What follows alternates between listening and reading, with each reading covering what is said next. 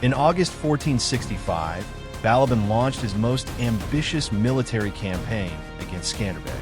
Despite a setback at the Battle of Vaikal in April, he managed to inflict significant casualties on Skanderbeg's troops and was soon favored by Sultan Mehmed II. Both Ballaban and Jakup Arnauti, Albanian peasants by birth, were selected to lead a combined offensive, which some scholars interpret as the Sultan's attempt to spark a social revolution within Albania and erode Skanderbeg support. Ballaban was entrusted with commanding two separate military units. Prior to launching the campaign, he extended several gifts to Skanderbeg, hoping to win his favor. Skanderbeg, however, rejected the overture and sent back a pickaxe and a plow, symbolizing Ballaban's humble origins and rebuking him for turning against his fellow Albanians. Deeply insulted, Ballaban vowed revenge. The campaign plan involved a dual march into Albanian territory, Ballaban leading 24,000 troops from Deberan, Arnauti leading 16,000 from Berat. Their goal was to converge at Krui, anticipating that Skanderbeg would engage one army, allowing the other to strike his forces from behind. While many of Skanderbeg's allied nobles favored a defensive stance, Skanderbeg recognized the danger of allowing the two Ottoman forces to unite. Recently bolstered by reinforcements and supplies from Ferdinand I of Naples, swelling his ranks to 12,000, Skanderbeg resolved to strike Ballaban first. Skanderbeg stationed his troops near Oranik, in the fields of Vaikal, where Ballaban planned to advance.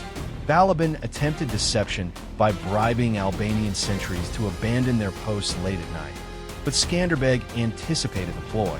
He secretly positioned 8,000 cavalry and 4,000 infantry in the surrounding woods. After marching 8 miles to locate Ballaban's army, Skanderbeg encountered him. Ballaban ordered his forces to capture Skanderbeg, intending to eliminate his army thereafter. Rallying his troops, Skanderbeg divided them into 4 detachments under Tanush Thopia, Hal Angeli's brother-in-law, Zaharia Gropa, and himself. The Ottomans, hesitant to pursue, were lured into the battlefield where Skanderbeg had set his trap. Albanian forces emerged from concealment and encircled the enemy. Overwhelmed, the Ottomans fled in disarray, suffering heavy losses. Ballaban escaped, hiding with part of his force until the Albanians departed. As Skanderbeg received word from his sister that Arnaut's army had reached central Albania and was razing the countryside, he quickly mobilized to confront this new threat. Ballaban, meanwhile, returned to the Sultan empty-handed and defeated. Jakup Arnauti entered Albania under the assumption that he would rendezvous with his fellow commander Ballaban. Instead, he was unknowingly heading into a confrontation with Skanderbeg himself. Prior to the march, Skanderbeg rallied his troops, reminding them of their recent triumph over a force twice their size and urging confidence against Arnaut's army, which numbered just 16,000. The Albanian forces advanced toward Kashar, near modern-day Tirana, where Arnaut's troops were stationed. Upon arrival, Skanderbeg dispatched 500 cavalrymen to bait the Ottomans into a reckless maneuver. The strategy worked.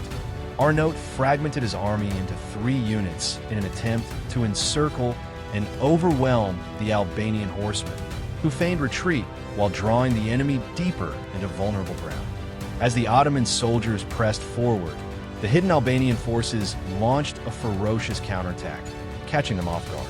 Amid the chaos, Skanderbeg spotted Jakup Arnauti on the battlefield and struck him with a spear beneath the chin, dealing a decisive blow. Arnaut's death shattered Ottoman morale. The remaining troops broke formation and fled in disarray, only to be relentlessly pursued by Skanderbeg's forces, who inflicted devastating losses in the aftermath. The Ottoman forces suffered staggering losses, with contemporary estimates suggesting over 24,000 soldiers were dead, wounded, or taken prisoner. In keeping with tradition, Skanderbeg permitted his troops to collect spoils from the battlefield.